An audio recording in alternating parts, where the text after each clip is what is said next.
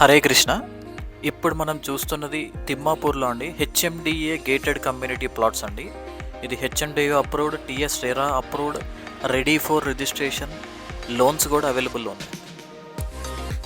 ఈ వెంచర్ నుంచి మనకి గచ్చిబౌలికి, నార్సింగ్కి, ఫైనాన్షియల్ డిస్టిక్కి, నానకరంగూడకి, టీఎస్పిఐ జంక్షన్కి జస్ట్ 30 to 35 మినిట్స్ వెళ్ళిపోవచ్చండి.